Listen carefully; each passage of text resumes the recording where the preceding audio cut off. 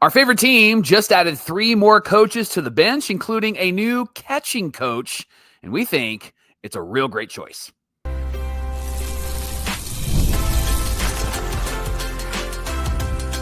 You are Locked On Angels, your daily Los Angeles Angels podcast. Part of the Locked On Podcast Network, your team every day. Thanks for making Locked On Angels your first listen of the day, part of the Locked On Podcast Network, where it's your team every day and the #1 sports podcast network.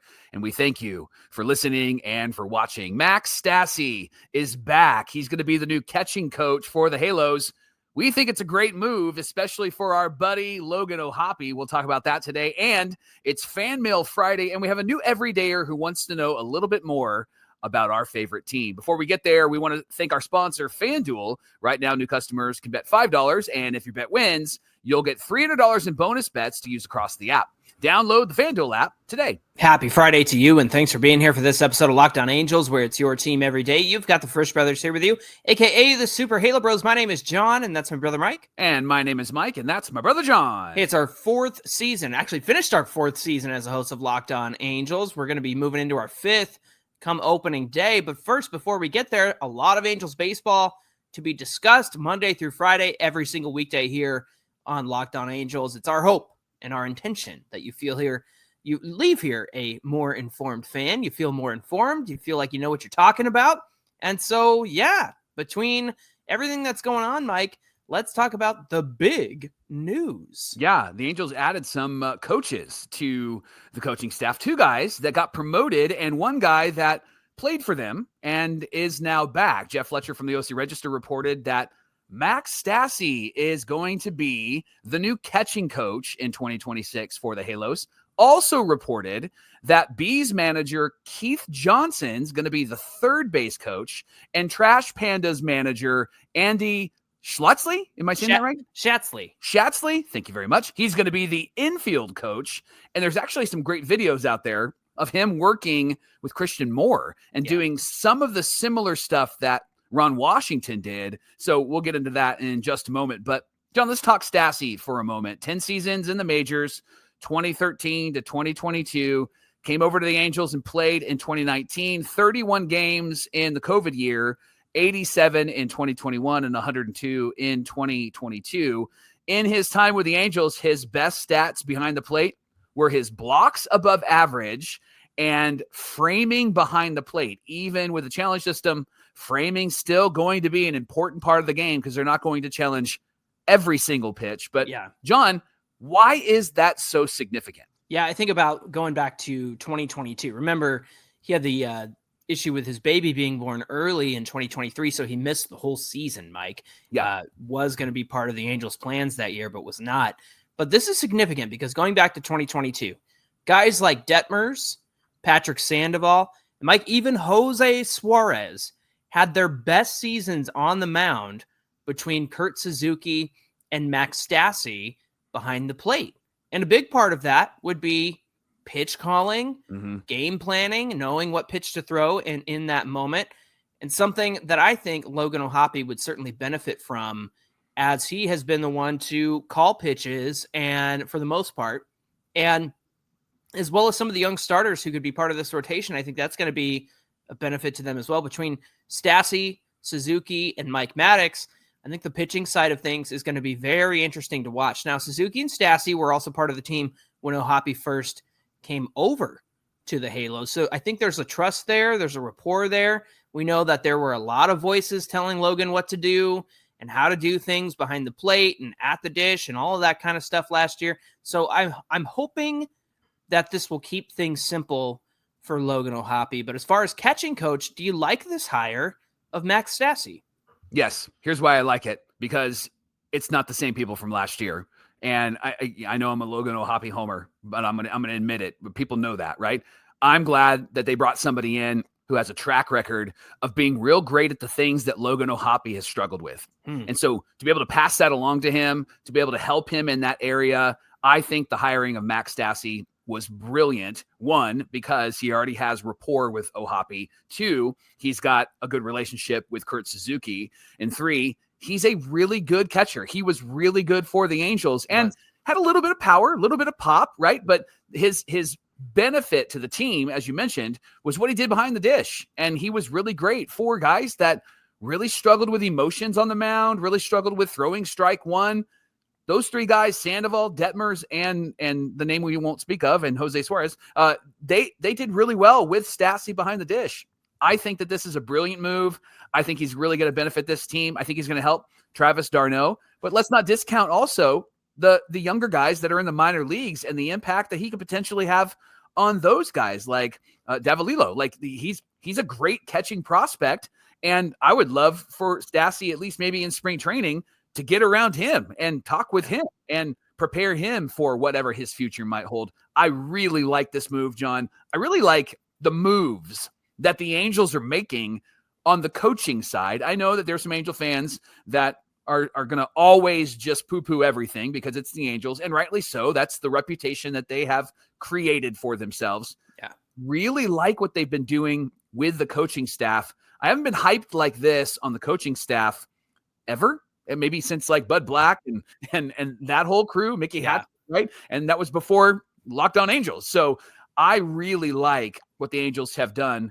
I really like the hiring of Max Stassi. Yeah, Max Stassi. The only thing that was kind of against him was pop time and stolen bases against him, things like that.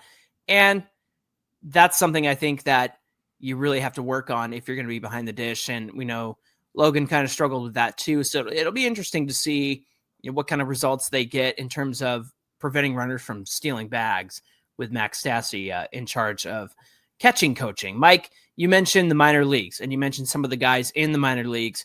Well, Keith Johnson and Andy Schatzley, 2 guys who have been in the minor leagues as coaches, as managers, and with the amount of players who could be coming up this year from AA, AAA, even in spring training, perhaps there's some continuity with the young guys. Keith Johnson just finished his 10th season as the Bees manager, his 18th as a coach in the Angels organization. A lot of experience there, Mike. 600 wins in his career as a minor league manager. John, do you think that this is an indication that part of the strategy for the Angels this offseason and heading into next season is going to be to trust some of their young guys, give them an opportunity? Do you think bringing these 2 guys in is a signal in that direction? I would like for it to be. I also don't want it to be a cop-out. I don't want it to be an Angels cop-out in the sense that we really like this guy. We really liked him in that position. We really, Let's promote from within so we don't have to go and search around the league for guys who could do this. However, Mike, they've been there. They had EY Senior, they had Bo Porter. So it's not as if they haven't hired guys for these kinds of positions. Yeah. But you got Mike Maddox.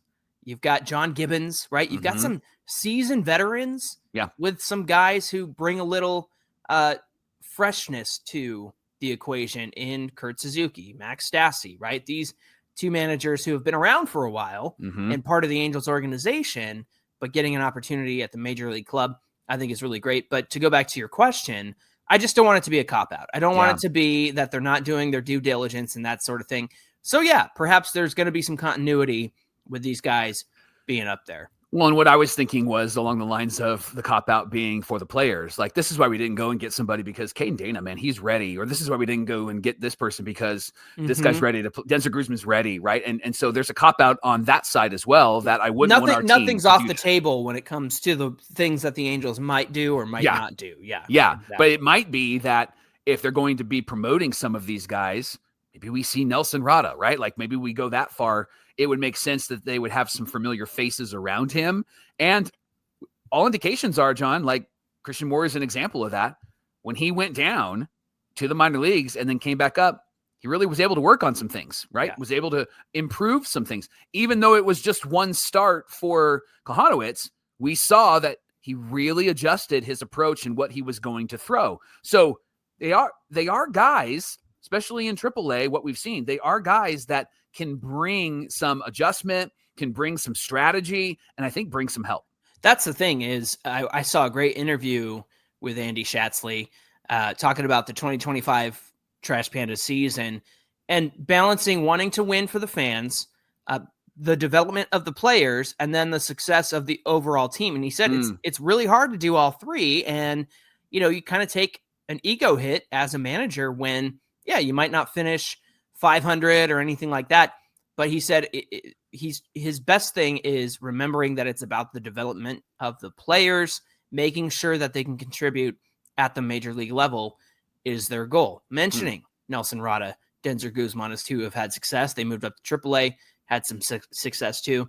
He says he looks at the season as 138 single-day little battles. There's small wins, there's individual wins, there's team wins.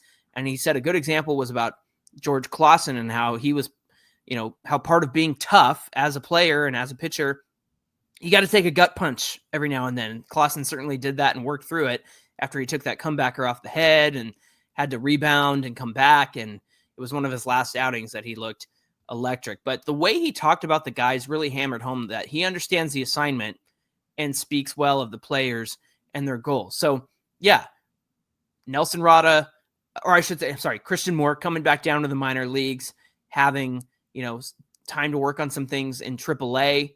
I know Schatzley was AA manager, but what I'm saying is I think these guys understand that, yeah, it's fun to win, and it's fun to win as a team, and that's certainly part of the equation, but we really have to focus on what we're trying to get these guys to do. And so, like you mentioned, with Kohanowitz was working on some different pitches, Christian Moore coming back down, figuring out some swing stuff, right? I think that at the end of the day, it's good for those guys to just reiterate the message that we need to make these guys ready for the majors. Yeah, it's part of that is seeing them help these teams win. But at the end of the day, I was encouraged by Schatzley and the fact that he's like, you take the small wins and you take the individual wins. And I think he really understands the assignment. Mike, is this a sign of maybe culture changing, or is it the same bad vibes of the Angels, or is that going to continue into next season? What do you think? Can I just have a winning team that I root for, please? That's what I want, right? I know we've talked about culture and we talk about this and we talk about that. They said last year was the best culture they've ever had. This team really loves each other and really wants this and really wants that. Great. That's fantastic. I want them to hate each other, and I want 95 wins, right? That's what I want. And I'm tired of culture. I think culture matters. Don't hear me I'm not saying that, but I'm tired of we love each other and we're there to support each other and we're this and we're that. I want to see wins. I want to see a winning culture. I don't want to see good vibe culture anymore. I don't want to see like we feel good and we're best friends culture. I want to see I'm committed. I love what Schatzley said about the day-to-day single battles, small wins, individual wins. I want that mentality on the field for the Angels next year, but not just small wins and individual wins. I want them to go, why are we not winning this game? We need to win this game. Start bunting, stop swinging away. I want them to hold each other accountable to that. I want them whispering in each other's ear and saying, hey, he's throwing a change up on that first pitch. You need to make sure that you're ready for that. Either hold the bat or swing away, right? That's what I want. I don't want good vibes and feel good and high fives. I don't want that. Friendship. Don't want any of that nonsense anymore. If they have to hate each other and get into the playoffs, then I hope that they hate each other this year so that we can get into the playoffs for the first time in forever. Yeah, exactly. Thanks for making Locked On Angels your first listen of the day. Coming up, we got some Fan Mail Friday questions, including what should a new fan know about this team? Oh, I'm so sorry you asked that question, but we're going to answer it for you. Mike and I are going to answer the best that we possibly can. That's coming up in just a minute. The NBA is here, and there is no better place to get in on all of the action than with FanDuel. They are the official sports betting partner of the NBA. And if you missed the start of the game or you want to ride the hot hand, FanDuel has live bets on everything from who's going to score first to fourth quarter comebacks. You can even combine your live bets into a same-game parlay for a shot at a bigger payout. It just keeps every game really exciting, especially when your team's making that late push in the game. Right now, FanDuel is giving new customers $300 in bonus bets when your first $5 bet wins. So head to their website, FanDuel.com, sign up, and play your game with FanDuel, the official sports betting partner of the NBA. This is the Locked On Podcast Network, where it's your team every day. Thanks for making Locked On Angels your first listen of the day.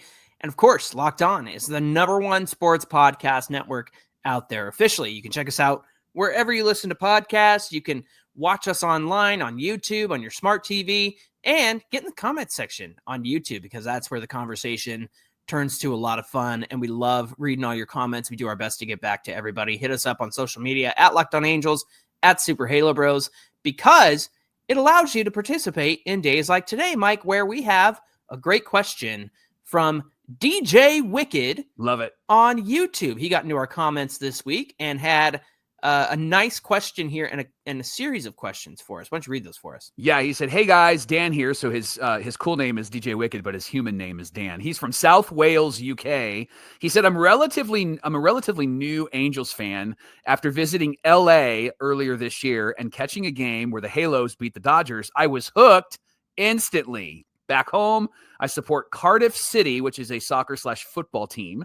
And thank you for helping Americans understand that. I'm so used to following a team, get this, that doesn't always live up to expectations with a crappy owner. Oh, man, there's room on the bench for you. Yep. I usually catch the Angel games on my night shifts, which definitely make work more enjoyable and go a lot faster. So couple questions that he has for us. First question was, what do you think the biggest priority should be for the Halos this offseason? What players should I be keeping an eye on?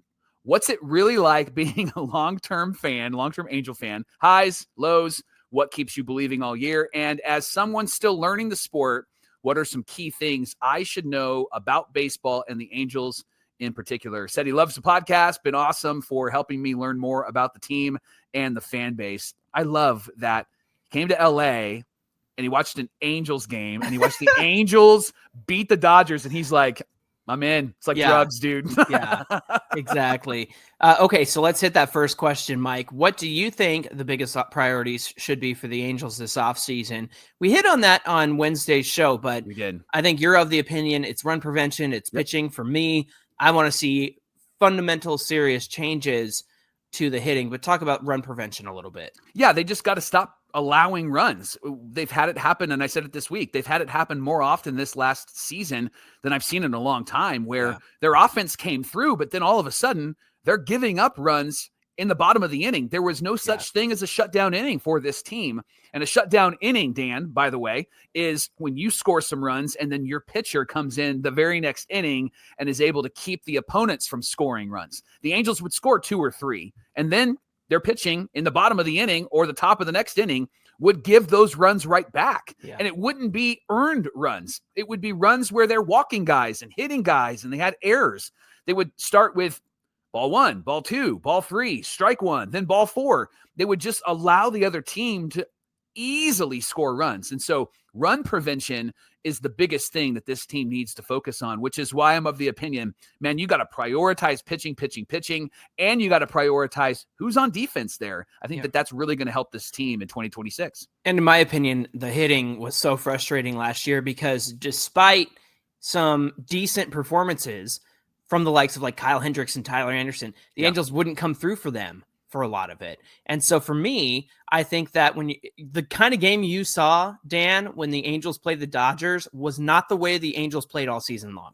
And they should have been playing that way all season long. So that's, that's what I would like to see changed come next season. What players should I be keeping an eye on? Well, obviously, I think Zach Neto, of course, is going to be the future of the franchise. He's kind of the one everybody's clinging to be our hero. But Mike, in my opinion, I'm going to say Mike Trout, because since Dan's a new fan, he's probably heard about Mike Trout. He's probably maybe even seen Mike Trout. But the problem is Mike Trout has not been Trout-like in the last 5 years due to injury. And then he finally plays 130 games, still not Trout-like.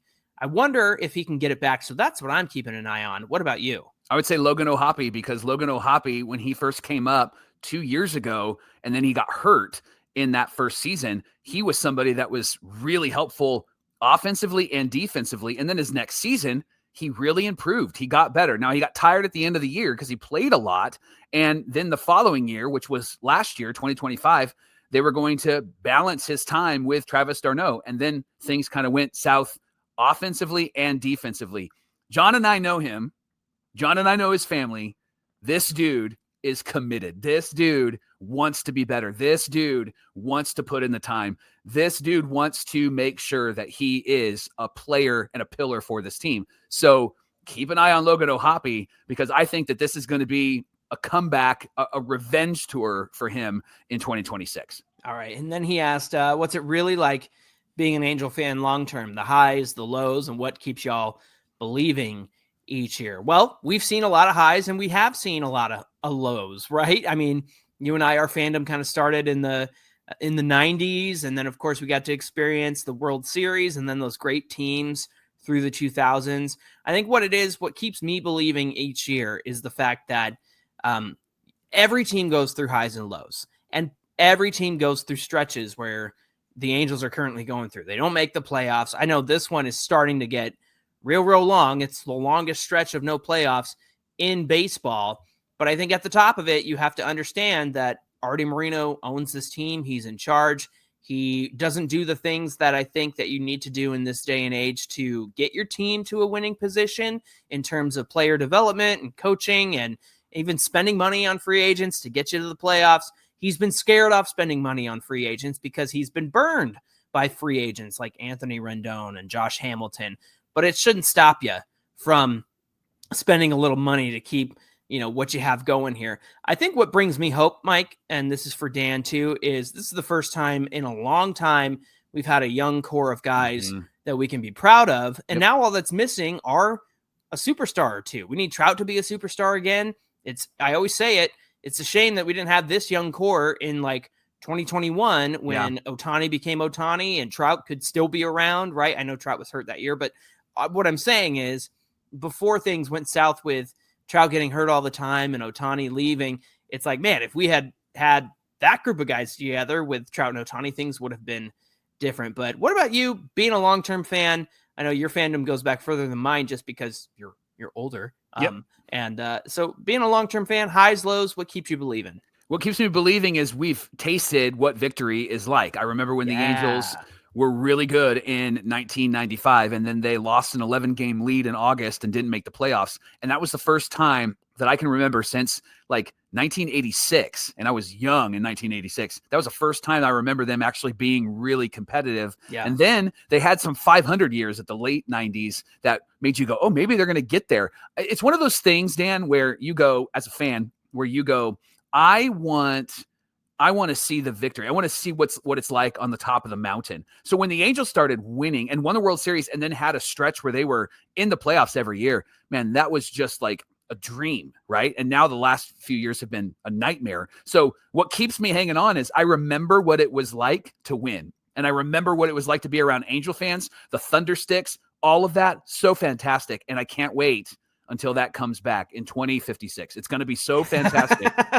No, I hope it's sooner than that. You're in for the long haul, Dan. Finally, Mike, as someone still learning the sport, what are some key things I should know about baseball and the Angels in general? I'll say this. Home runs are fun. Yep. They don't always lead to success. And one of the things that you and I say a lot is a home run can be a rally killer because you clear the bases for the pitcher who's struggling on the mound when you could just keep the bases full and he's trying to prevent runs. And when you hit a home run, it kind of resets the situation. And even though he might be down or he might have given up some runs, he gets to take a breather and reset. And the Angels proved that this year. They hit a ton of home runs and are still last place in the American League West. So it was not a recipe for success.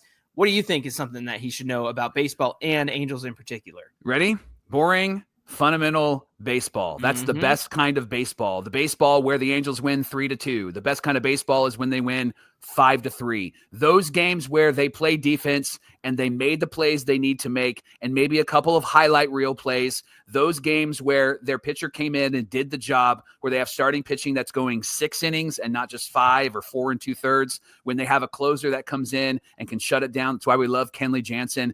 I love boring, fundamental baseball. John and I, when we go to the games, we don't even talk. We just watch. And when you can watch and you can see the nuance of the game where they're shifting or you can see them stealing bags, like all of that, we say boring, but what we mean by that is it's regular, it's routine. I want to see stolen bases. I want to see singles and doubles. I want to see bunts, and I want to see good pitching and shutdown innings. That's boring, fundamental baseball. Dan, get that tattooed across your forehead as an Angel fan. When they do that, the Angels are good. They're going to win. You saw that, Dan, when they played the Dodgers. That was the Angels at their peak. For some reason, they could only do it against the Dodgers and nobody else this season. Yeah, and when we say boring, we don't mean to be insulting. It's boring because it's the basics. It's the things you should be doing, the things you should know, and the way you should play the game.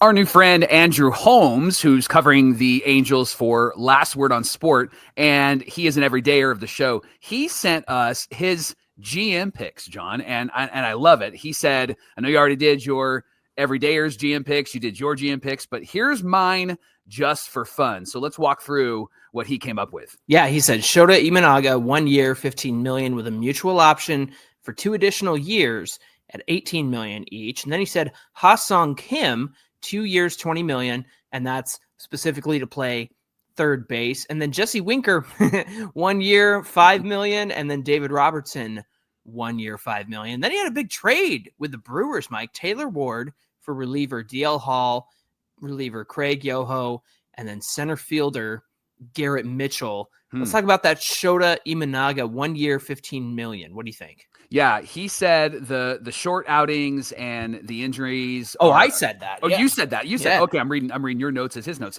Okay, Ron Burgundy. I'm Ron Burgundy. So that brings up a good point. You've talked about this on the show before, that his short outings and the injuries are concerning, right? Yeah. Like that can be an issue, and the Angels need somebody that could actually be a long-term guy. And when I talk about long-term, like could go deeper into games. They need some innings eaters. However, this could be maybe a soft landing spot for Imanaga, right? Like this could be a place where he could figure some things out. And if it's a 1 year, $15 million deal, you're not tied to him forever and ever. And you have 2 additional options and you can say yes to those depending on what happens this season. I think that it brings some attention and some eyes to the Angels. He's not a bad pitcher. He's just been hurt. Yeah. And that's been the biggest issue for him. Yeah. And it's the 5-inning stretches that concern me.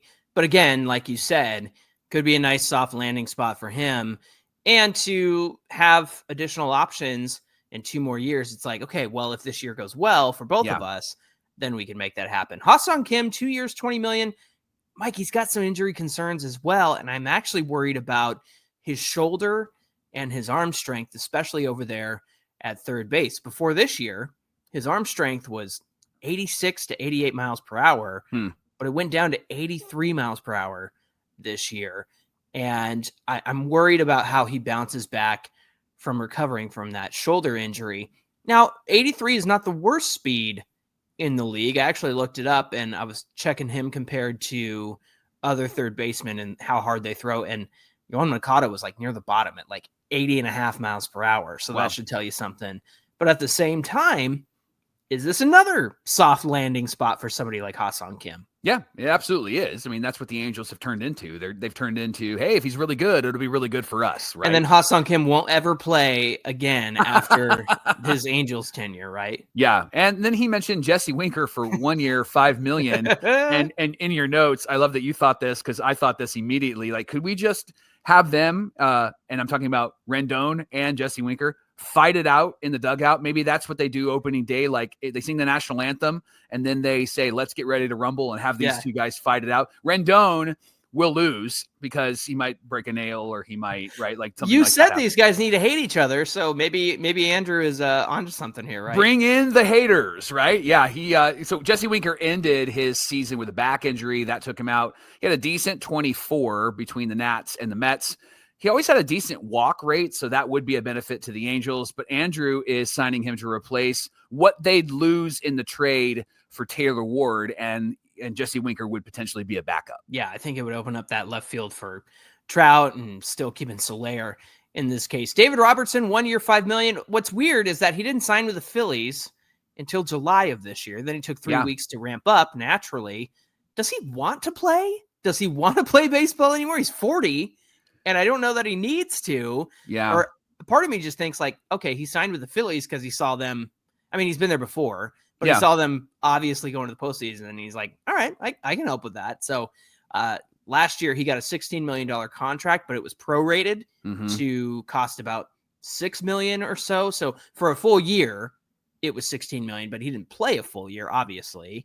And so that ended up being a smaller size for him for his contract. I think the question of does he want to play is really an important question to ask, right? Because if he wants to play, then he gets to decide if he wants to play for a contender or not, because he's still kind of effective, right? Yeah. But if he's not going to be effective, or maybe teams think that his season or career have passed him by, then this would be another bounce back. Like, hey, if he turns out to be good, right, this would be a good landing spot for him. But the question is, does he want to play? And I don't know if I want to ask questions of my players that I'm signing, because we've been asking that of Anthony Rendon for the last few years. Yeah, exactly. Then finally, that big trade, Taylor Ward for DL Hall, Craig Yoho, and Garrett Mitchell. So that's 2 relievers and 1 center fielder. Just a little bit of background here. DL Hall, big part of the Brewers bullpen this year. Craig Yoho had a .94 ERA in 43 AAA appearances last year. But when he came up to the majors, small sample size, so the ERA is going to be inflated. It was 8 appearances for the Brewers,